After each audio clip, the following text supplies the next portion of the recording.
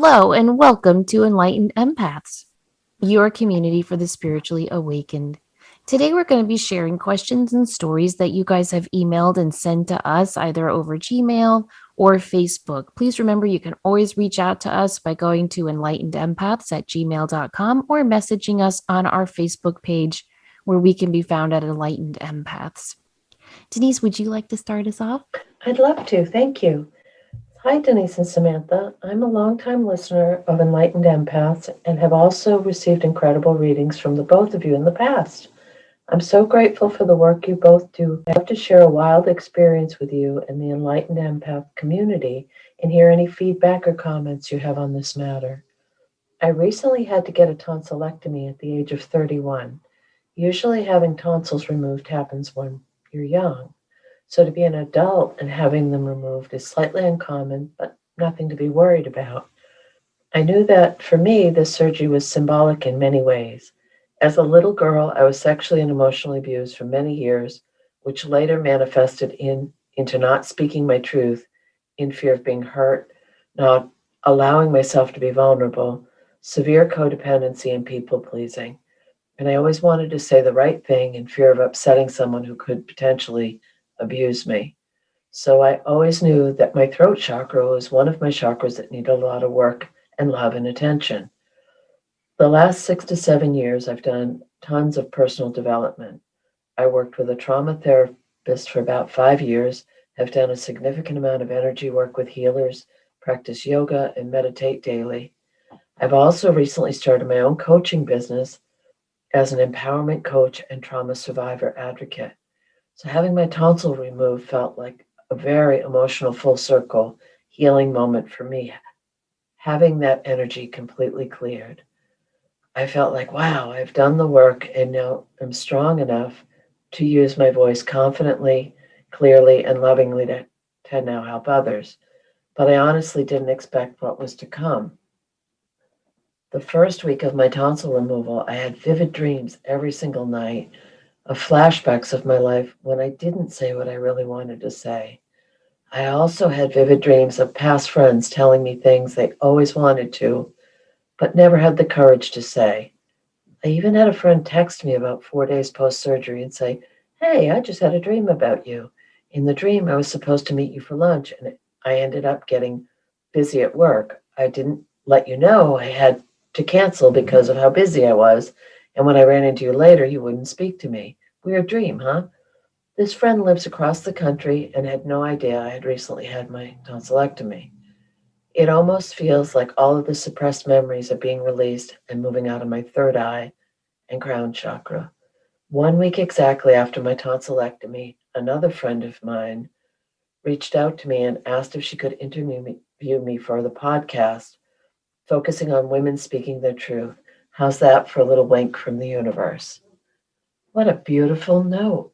Wow. It really is. That's very powerful. Incredible. And just it's never too late to do the work. It's never too late to release. And what you and I have been talking about a lot lately is this is prime time to do this kind of stuff. Yeah, it really is. And I love that it even showed up in her dreams and her friends' dreams, as though this healing, when we go through these emotional, spiritual healing moments that impact us in a physical way, we have to keep in mind that that healing and release is happening in layers and layers and layers. And I think this is why it's so important to allow ourselves to rest and practice self care during those times too, because often that healing is taking place without our conscious awareness. Exactly. I'm so happy that she was able to work through a lot of that issue, and I'm just so inspired that she's taking such a difficult past and using it to inspire and empower and teach others. And I know her pretty well. I know her from a good mutual friend of ours, and she's just as wonderful as her email makes her sound out to be. So thank you for taking time to share that, and we're so glad you're doing well. We just love you. Yes.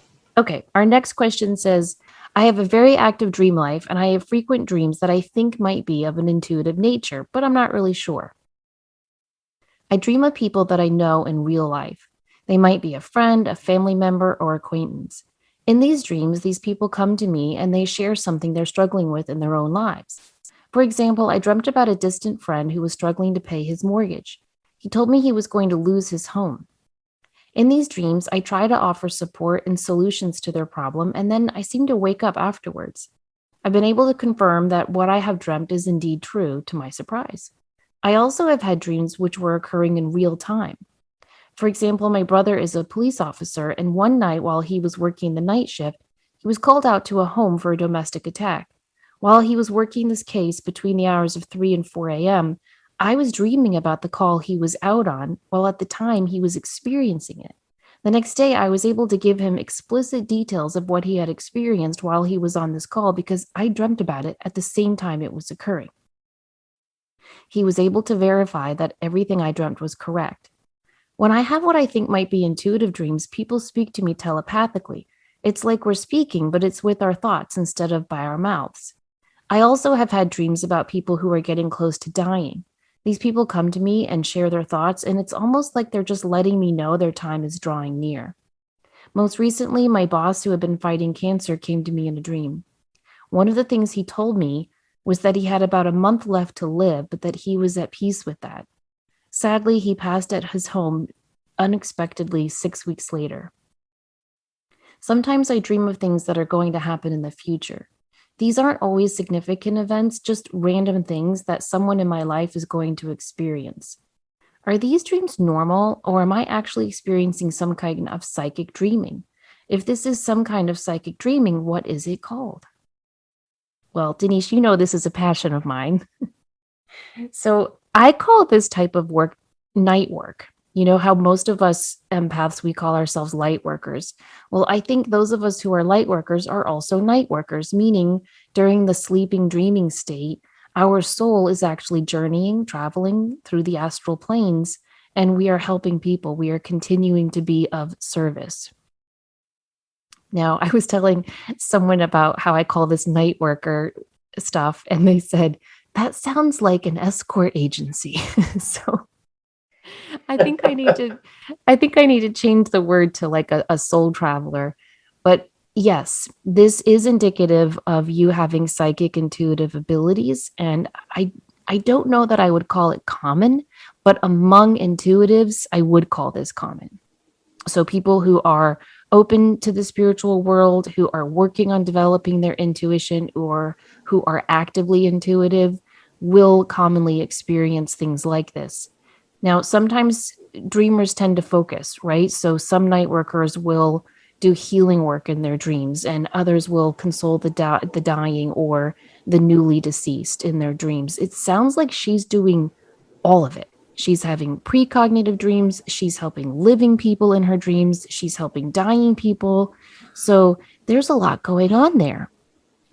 I would recommend that you pray into your sleep as much as you pray into your day.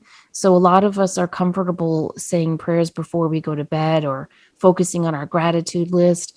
But it's also a good idea for us night workers to say prayers of protection and to ask that we are guided, that our soul is guided to where we are most needed. But also to this listener who's doing so much in the dream state, keep in mind that you can also, as you're falling asleep, say, hey guys, all my guides and angels up there, thank you so much, but I really need to just sleep tonight. So give me a night off.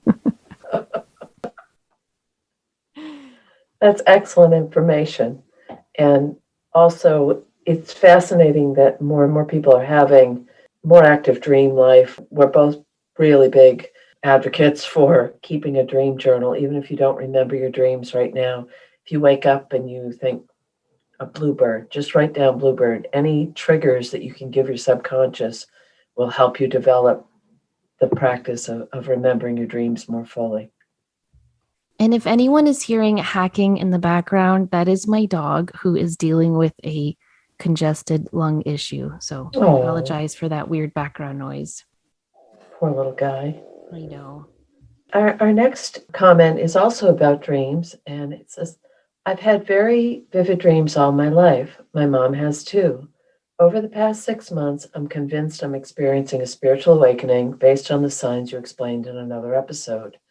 My question mostly is, How the heck do I get back to sleep in the middle of the night? I wake up and I feel wide awake, and yet at the same time, I have an 8 to 5 job, so I need my rest. I don't function well at all with too little sleep. Any suggestions or advice is greatly appreciated. Oh, this is a tough one because I think we've all been there, done that, and have the t-shirt. And I think too that I used to do the thing where you count backwards from 100 by 3, or a lot of times for me, if I write something down, it will release it in the night. So if I'm waking and worried about the next day and I can't get to sleep, I'll just jot down, okay, remember to call so and so or pay this bill or whatever it is that's stuck in my mind. And that will sometimes help relax you. Deep breathing can help. Some people have really good luck with listening to sleep type meditations with, I think it would be delta brain entrainment behind it. So there's lots of options, but it's very frustrating. It is very frustrating. And I think during this year we've experienced, we're seeing this more and more. I keep reading articles about this. I read an article about a new phrase that I just love. It's called revenge sleep. Have you heard of this? I have not. Okay, so revenge sleep is when you've worked so hard all day that your body is like, screw it, we're not going to bed. We're staying up. We need to play that app on the phone. We need to watch one more TV show. We need to read one more chapter. It's like this anti anxiety thing our brain makes us do. And I know I've done that. How many times have you done that where you know you have to go to bed, but you're like, no, I'm going to stay up a little bit longer and just enjoy this peaceful feeling of sitting in my bed?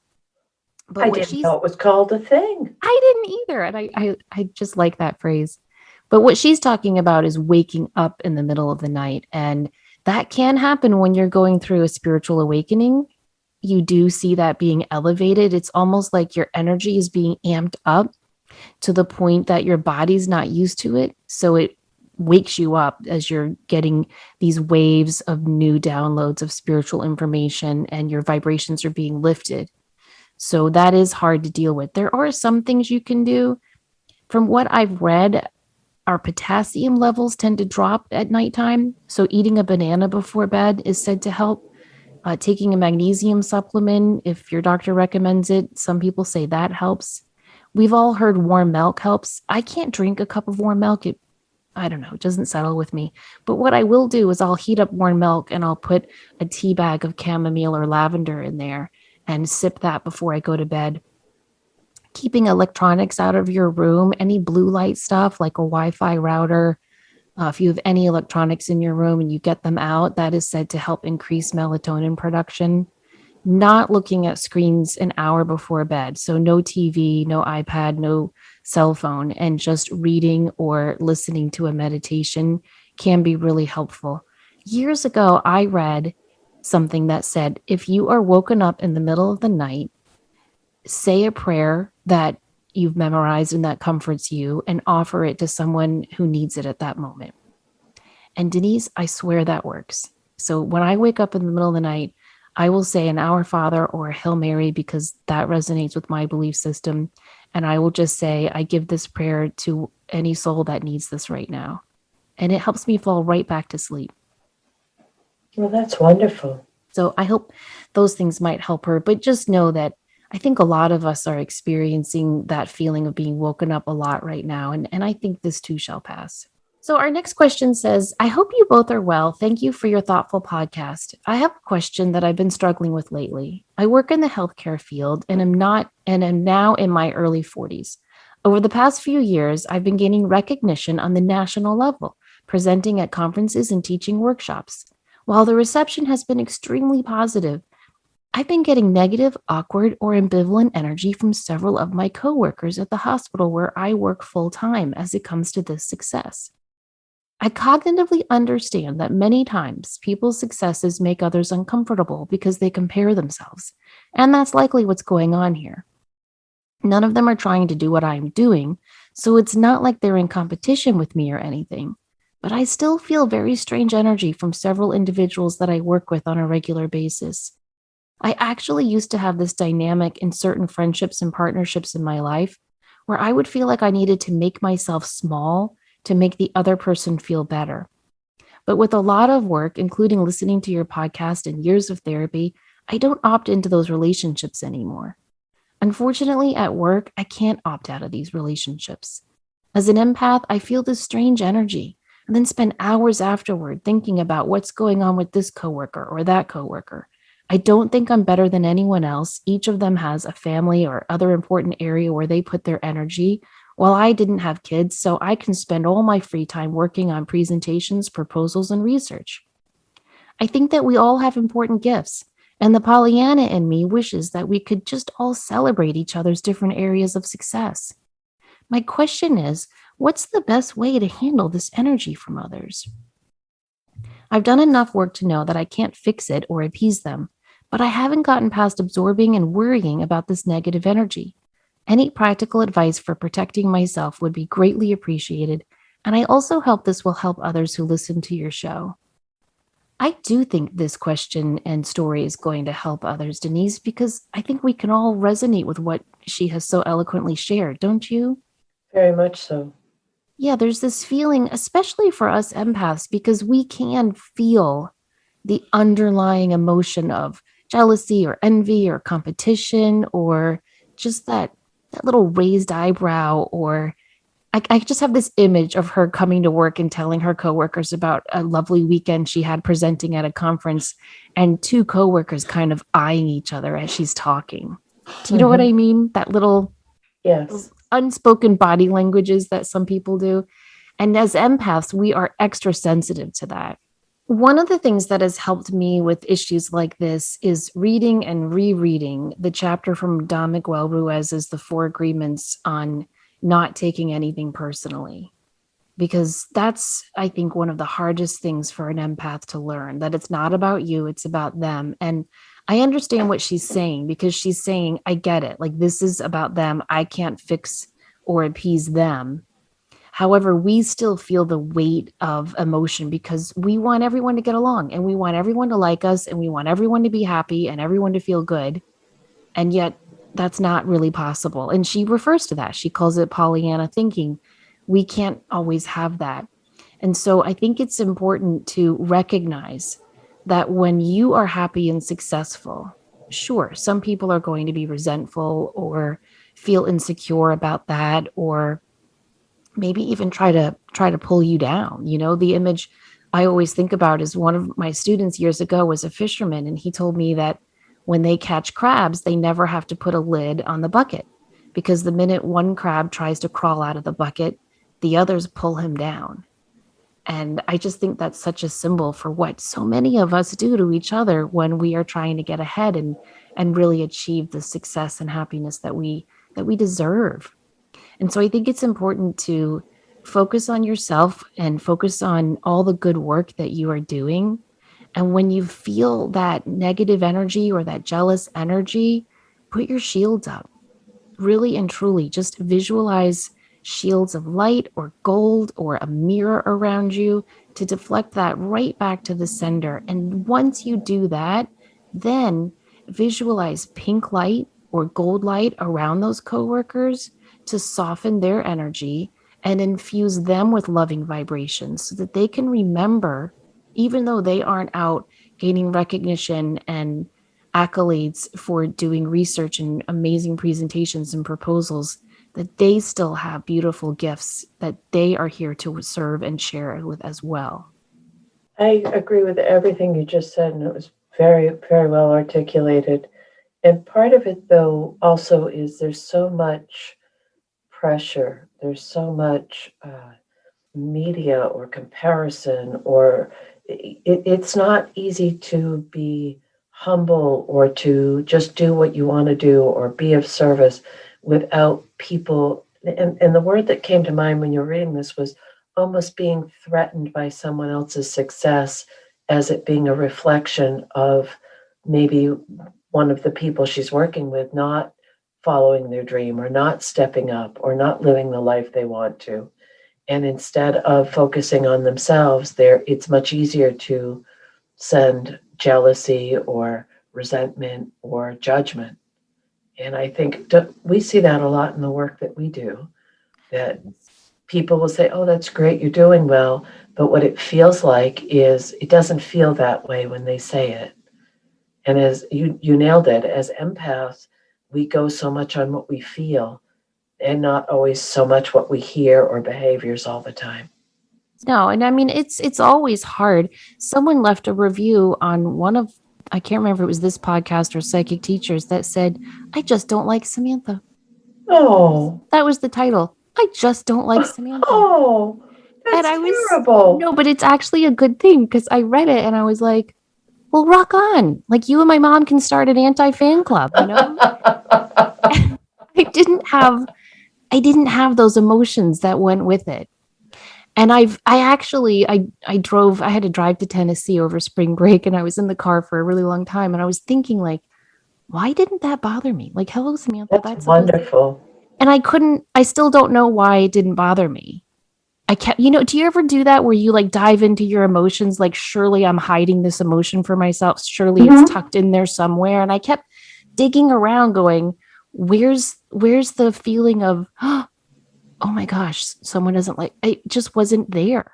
That's incredible. And I don't know. So I don't even know when you said that was very articulate. I don't think my answer is very articulate because I'm not really sure how to get there. And I'm not there in all areas of my life. If a friend said, I just don't really like you, or a family member, except my mother, said that, I would be very hurt and upset. But um, if a coworker or a listener says that, to me, I'm like, I'm just not for everyone, and that's fine. I don't like everyone. Do you like everyone? No, No. no. That whenever we try to elevate ourselves, other people, it just makes them look at their lives and they think, why aren't I doing that? I'm not doing enough. Why don't I want to do more? What's wrong with me? And instead of sitting with those uncomfortable questions and emotions, they just project it right back to you. And it's your job not to allow that. And that's why I think you got to put your shields up. Walking Grace earlier, and I was listening to this person talking. I'm kind of it was weird because I've told you before that a lot of times when I go for walks I don't want anything in my head, and today I just randomly turned something on, and the person I was listening to was talking about it's none of your business what other people think about you, say about you, how they view your work or your life. Well, that's theirs, they own it, you don't have to. And I thought, that's so easy if you look at it from that perspective. Cognitively, it's easy. Yes. It's really hard to get there emotionally, but I do think in stages and fits and starts, we can get there. It's not overnight. There's not like a recipe, add 2 parts love and 1 part self-acceptance. It's not like that, but it's just step by step where you just look at the work you're doing and you evaluate, am I walking my authentic truth? Am I doing this from a place of love and service and compassion? Or am I doing this from a place of greed and selfishness and chasing someone else's dream?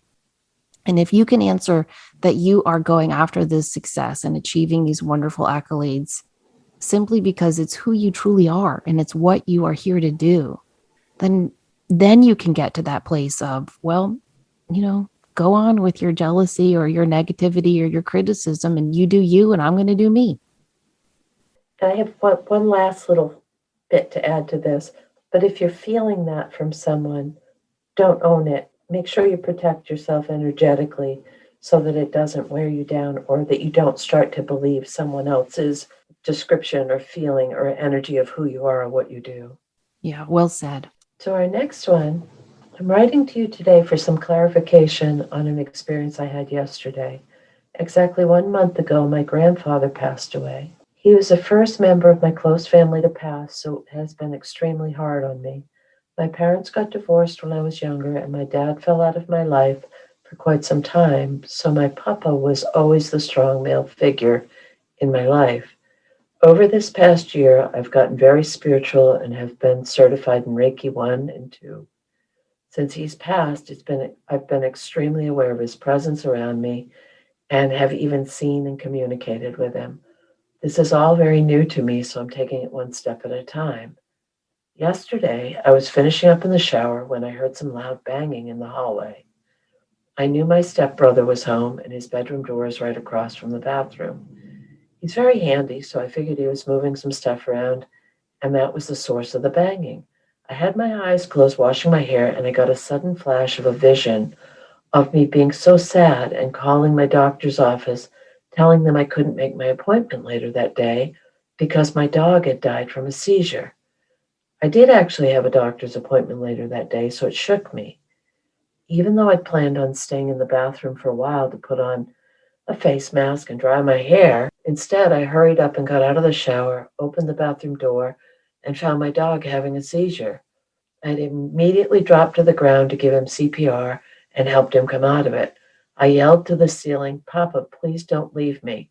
And I gave him a few more compressions and stopped to see if he was breathing, and thank goodness he was. My dog is okay now. The vet thinks he may have epilepsy. I couldn't believe that I saw the outcome of what was going to happen if I didn't take action. I've never really known myself to have premonitions, but my mother and sister have gotten them before. But I'm not sure if that was one or if it was my intuition kicking in that something bad was happening when it was. If I hadn't come out of the bathroom when I did, I believe my dog would have possibly died. Well, I'm so glad the dog is okay.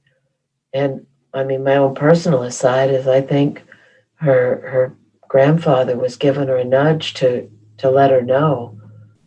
Yeah, I do too. And it's interesting. Often, if you read a lot about intuition and premonitions, remote viewing, astral travel, you will read that one weird detail that she included, the banging. And I've read so many sciencey books on consciousness and all that stuff that I don't really understand because I'm way too right-brained. But it but there's some belief that as the dimensions are bumping against each other, it impacts in there, and that's why we have that banging sound. So I've never had that, but I've read so many accounts of people who either right before or after they astral travel, or right before or after they see an apparition or get a premonition, there's a banging sound. I think it's also interesting to note that oftentimes, out of a tragedy like losing your grandfather, it does compel us on our spiritual journey. And, this grief has caused her heart chakra to open up even more, and it compelled her to research and explore healing modalities like Reiki. All of that is going to open up your intuition and allow premonitions and precognitive experiences like this to happen more easily. I believe, Denise believes, that we all have this ability, but it's like a Christmas present under the tree in June. If you never open it, it doesn't mean it doesn't exist. It doesn't mean you don't have it or it's not there. It's just waiting for you to open it. And she has opened this gift by communicating with her grandfather on the other side, by meditating, by working with Reiki. And so more and more of these experiences are going to happen. And I'm just so happy that she listened to it. She followed that instinct of get out of the bathroom and go check on your dog. And boom, she was able to save her four-legged friend. And this is a testimony to the power and gift of really welcoming and embracing and strengthening our intuition. It helps us with our daily life so much. All right, our next question says, hello, Samantha and Denise. It wasn't until recently that I truly realized I was an empath. And just after listening to your show about the Hayoka empath, it brought out memories of all the times that I showed those qualities you discussed on the show. I mirror the same emotions of those around me. As I become more aware of myself, I can see when my moods change and know they are not my own. I'm very good at sensing when someone is not being truthful. Regardless of where they are or whether they're online or in front of me, I can generally sense the honesty value of what they say. However, recently where I live and work, there's so much noise and energy pollution that I find it difficult to sense the dishonesty. Sometimes when I do sense this dishonesty, I just play along because it's not worth wasting my energy to call them out. On a conscious level, I know I am an empath and I want to help people. Subconsciously, I help people without knowing I'm helping just by conversing with them, holding space, or being in their presence. I do talk a lot like other Hyoka empaths, but it's more than that. It's not about getting our voices heard. When I'm talking to someone, I actually feel myself releasing positive energy. It also helps me to burn off negative energy. It's like laughing. They say you burn calories with laughing. Well, I burn off negative energy just by talking about a good topic with someone. Like a Hyoka, I will interrupt in conversations, but only because I can immediately sense where this conversation is going before the other person can. And if I don't interject this knowledge quickly enough, I'll forget it. And that excitement also comes from helping someone. It's hard for me to understand what normal sleep is like. I don't remember a time when I've slept through the night without waking up 4 or 5 times. I have to force myself into a dream that calms me before I can drift off to sleep. Hyokas are great at authenticity and character. This has helped me with online dating. I can go through a person's profile and immediately sense what type of person they are. From your perspective and other empaths, it may be overwhelming because you can't see the learning and growing we had to go through with this gift. Yes, it has its down times where I feel emotionally insecure or emotionally compromised, but those are rare occasions. My worst fear in life is leaving this world on a negative note that I never helped anyone. Also, I have just found your podcast this past week and have been listening to every episode you've posted. Oh, God help you with our earlier shows, Denise, when our audio wasn't that great. I drive for Amazon delivering packages, and just listening to your discussions is very relaxing and soothing. I feel a slight rejuvenation when making my deliveries. I hope this email has provided you with some insight. Live long, prosper, and stay in the light, sisters. Well, thank you so much for sharing that. We probably need to do some more research in another show on Hyokas because I think this is the most feedback we've ever gotten on a show we've done, don't you? There's been a whole lot of interest in that episode. Yes. Yeah, yeah. And I thank you for sharing your insights on what it feels like to be a Hyoka, and I hope that helps other people listening. Right. And it's amazing how many people have reached out to say it feels so good to hear a discussion about how I've always felt myself to be. Yeah, it's So nice. it's It's pretty nice to cool. have answers for that. Yes. Our next one, I listened to Enlightened Empaths today because my now ex-boyfriend broke up with me this week. It was the most comforting thing I could think of listening to. What I got from your show is that he is without a doubt a dark empath and I'm a high oak empath. It was so clear after listening to both episodes back to back. I won't get too much into why I know he's a dark empath, but long story short, we were on our third round of working it out, and it always seemed to start fresh in the beginning, and then I'd leave the relationship feeling like the entire thing was about him and what he was going through. He's now getting therapy for some deep childhood trauma, and I know me being a mirror for him was a catalyst for that. When there's an authentic love available all the time for someone who has a problem with self love, a lot of stuff comes up. Anyway, the reason I reached out is because on your podcast, you said to let you know if anyone was a Hyoka empath. I totally am. For example, I called my little sister to discover she was in a full anxiety breakdown about her finals, and the conversation ended with me getting her to laugh. She told me I called her at the perfect time. I don't have dyslexia, but I am diagnosed with ADHD. I'm very creative. I'm a photographer, illustrator, and videographer. I started a TikTok doodling monsters in December and now has 60,000 followers. Thank you for bringing the world information, love, and energy that makes a difference. And I acknowledge there is a difference between being made because of you. I never feel pulled to email anyone in general, but for whatever reason, I felt like I had to share what I discovered because of you two. It's powerful to be a clearing so that others can discover who they are. And that's what you provide for listeners. It's very beautiful. Oh, that's so kind. Thank you. That That's is so kind. And it's a great example of also when you do what you're here to do, people find you. Like she just started this TikTok in December, what is that, 5 months ago? 4 months mm-hmm. ago, and she's already got 60,000 followers. I love that. And so she's got a lot of the attributes of the Hyoka. She's creative and she's got all this wonderful energy and she attracts energy vampires, which I think a lot of empaths do, but she's working on that beautifully. So we thank you so much for taking time to share that. And again, it's just so nice to have those aha moments of going, yes, that's me, that's who I am. And I love that people have resonated with that. I agree.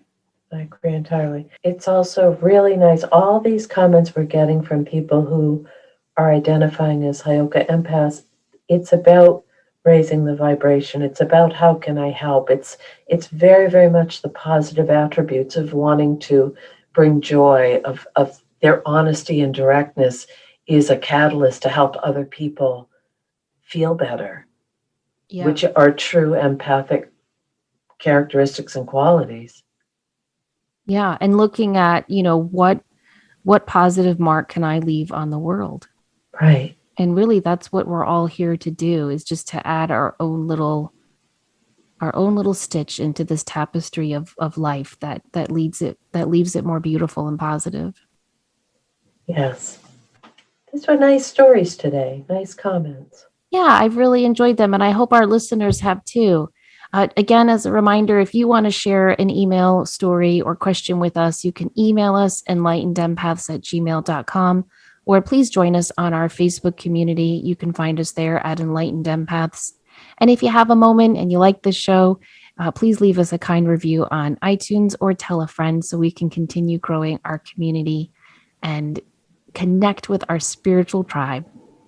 We hope you guys have a wonderful week. Please remember, as always, to show up, do great work, and share your light. Take care.